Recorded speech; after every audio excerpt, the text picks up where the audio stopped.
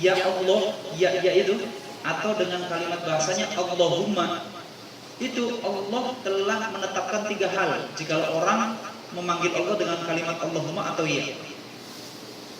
Ya Allah, ya Rahman, ya Rahim. Apalagi kita sampai tadi menyebut sampai 7 kali. Ya Rahman, ya Rahim, ya. Apa yang ditetapkan oleh Allah? 3 hal. Pasti akan diijabah permintaannya. Yang pertama, pasti akan diijabah. Mustahil bagi diri Allah tidak mengabulkan ijabah permintaan diri seorang hambanya. Saya ulangi lagi, mustahil bagi diri Allah tidak mengijabah doa atas diri seorang hambanya. Kita kalau dipanggil Haji Karomat, nengok nggak? Nengok. Kalau nggak nengok dikamplang. Orang sombong namanya. Ya, Kang Kasnuri pasti nengok. Oh iya. Baginda Rasul kalau dipanggil, ya Rasulullah, nengoknya nggak kepalanya aja. Kalau kita mah enggak ya. Gus, nengok aja kepalanya doang. Pelit. Ya mentang-mentang pulang dari Korea sih, yang manggil anak petani. Ya, Gus, oh saya pulang dari Korea, gengsi dipanggil sama anak petani. Ya udah, hey, kayak gitu saja. Hai lah, nggak assalamualaikum. Baginda Rasul kalau dipanggil, ya Rasulullah, dia nengok sekalian badannya. Na'am, waalaikumsalam. Oh, masya Allah, nggak sombong nggak? Makanya salah seorang ulama pernah bermimpi dengan baginda Rasul. Baginda Rasul membelakangi beliau. Ya, ulama tersebut memanggil baginda Rasul. Baginda Rasul langsung memalingkan mukanya dengan wajah, dengan badannya langsung. Subhanallah. Itu baginda Rasul. Baginda Rasul manusia yang sangat agung lagi mulia. Nah, kita nggak boleh gitu. Nah, itu manusia.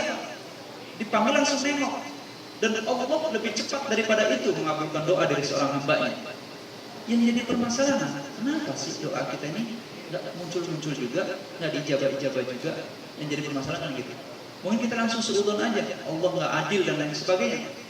Enggak, mustahil bagi diri Allah tidak mengabulkan doa dari seorang hamba. Ya itu tadi. Kalimat ya sudah ditetapkan, pasti Allah akan mengabulkan doa dari seorang hamba. Makanya jangan bosan-bosan. Makanya ini Asmaul Husna dalam salah satu hadisnya, ya walillahil asmaul husna wa man aqsaha faqad dakhala al-jannah. Ya. Orang yang bisa hafal Asmaul Husna, maka sungguh Allah Subhanahu wa taala akan menjamin dirinya itu pasti masuk surga. Wong setiap hari manggil asmanya Allah. Ya. Jadi orang yang bisa nginget, bisa hafal Asmaul Husna, jaminannya masuk surga. Orang ingat itu mesti diingat-ingat setiap hari enggak? Pasti lah. Pasti. Kalau kita lagi senang sama perempuan, subhanallah, tidur aja kebayang, makan kebayang, ingat kamu dan ingat kamu. Bagaimana Allah? Kalau perempuan, awas benar langsungnya Allah.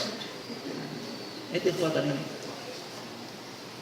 Apalagi kalau kita sudah cinta sama Allah dengan Asmaul Husna, wah, makanya Allah sudah, kamu sering manggil saya, jaminannya surga. Surga di dunia dimudahkan hidupnya, surga di akhirat pasti surga dengan penuh dengan kenikmatannya. Gitu loh. Surganya Allah itu ada 2, jannatun fid dunya wa jannatun fil akhirah, miftahul jannah. Kan gitu. Ya. Jadi surganya Allah ada 2, surga di dunia dan surga di akhirat. Surganya Allah di dunia apa? Seluruh kemudahan, seluruh rahmat Allah yang berikan kepada diri seorang hambanya atas amal soleh dan doanya, itulah surganya Allah Subhanahu wa taala yang ada di dunia. Nah, gitu. Kita ini kadang sombongnya udah usaha bahwa itulah adalah keberhasilan yang diperoleh lewat usaha kita. Lupa akan Allah Subhanahu wa taala. Tadi kalimat Allahumma ya, pertama Allah pasti mengabulkan. Yang kedua, Allah akan mengabulkan pada waktu tertentu, pada zaman tertentu, pada tempat tertentu. Jadi sudah ditentukan. Ketika kita bermunajat di Al-Barakah dengan Asmaul Husna, kita mau bikin satu ladang usaha. Maka dengan kalimat ya Allah, ya Rahman, ya Rahim, ya Fattahu, ya Wahhab, ya Razzaq, ya Alim. Itu kan kalimat-kalimat semua tuh. Ya Fattah, ya Allah, bukakanlah ladang usaha bagi diri hamba, kemudahan dan kemudahan. Ya Fattah, ya Razzaq, ya Allah, datangkanlah pelanggan, datangkanlah hasil usaha yang baik. Ya Razzaq, ya Wahhab, wahai Zat pemberi, berikanlah keuntungan yang melimpah ruah dari hasil usaha, penuh dengan keberkahan dan terus bertambah bisa dinikmati oleh diri saya, anak istri saya dan keluarga saya dan orang lain yang ada di sekeliling saya. Ya alim, wahai zat engkau yang maha mengetahui ketetapan atas diri engkau, sehingga rezeki apa yang aku terima di sini betul-betul bisa dinikmati oleh 7 turunan dari orang-orang keturunan kami. Ya Wahhabu, ya Razzaqu, ya Fattahu, ya Alim. Atau ya Fattahu, ya Razzaqu, ya Wahhabu, ya Alim. Kalimat ya itu Allah telah tentukan kapan dan di mana waktunya itu akan dijawab oleh Allah Subhanahu wa taala. Makanya nanti dalam kitab ini diterangkan salah satu syaratnya kata Imam Ghazali adalah al-muqinu bihi. Kita betul-betul harus yakin ya bahwa doa-doa itu pasti akan diijabah. Ya, dalam penjelasannya itu tadi kalimat ya saja sudah ditetapkan pasti diijabah. Yang kedua, kapan dan di mana doa itu akan diijabah. Yang ketiganya, yang terakhir, ketika kalimat ya kita ucapkan, kita lontarkan, kita munajat kepada Allah Subhanahu wa taala, doa itu akan diijabah lewat siapa? Dengan cara apa? Nah, pasti akan diijabah oleh Allah Subhanahu wa taala. Ya, entah itu lewat orang lain, entah itu lewat surat, entah itu lewat apa saja. Ya. Jadi subhanallah, ada orang sukses gara-gara kotoran luwak. Ya, Pak. Asbab rezekinya memang lewat luwak. Ada lagi apa? Lewat liurnya walet. Banyak sekali. Ya, Pak ya. Dan perlu kita ketahui, kita bermunajat kepada satu hal yang gaib. Kita mohon kepada Allah yang gaib, yang tidak bisa kita lihat.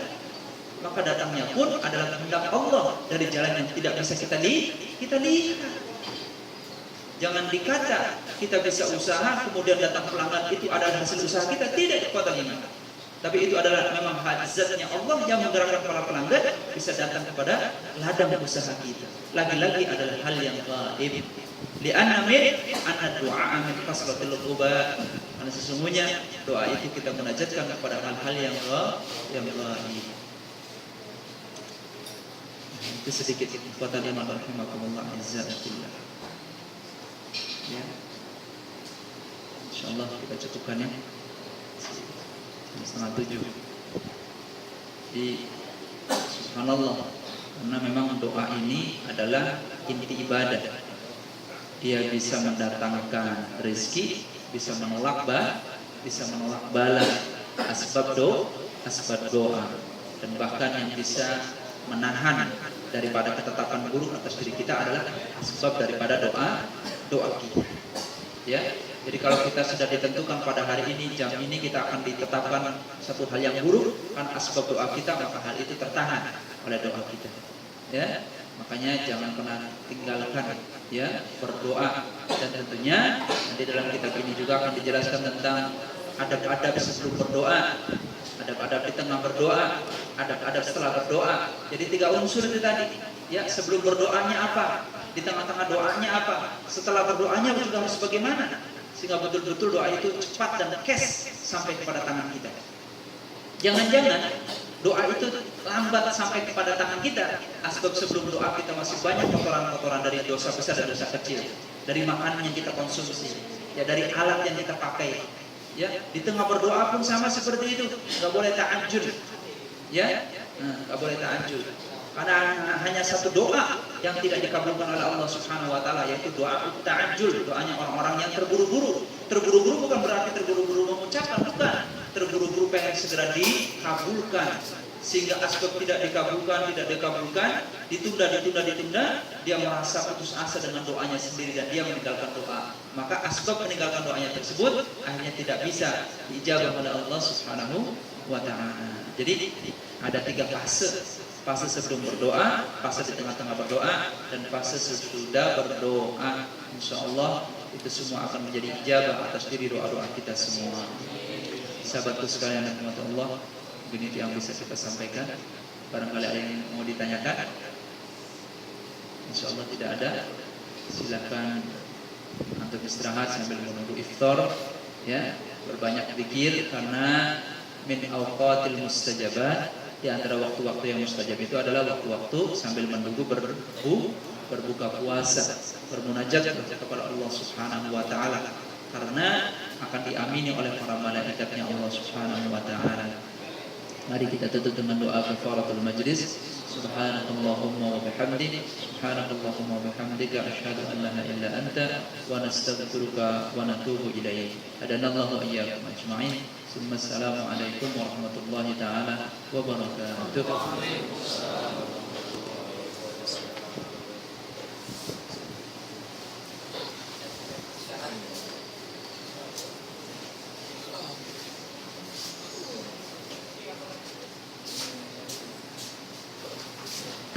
Bismillahirrahmanirrahim. Assalamualaikum warahmatullahi wabarakatuh.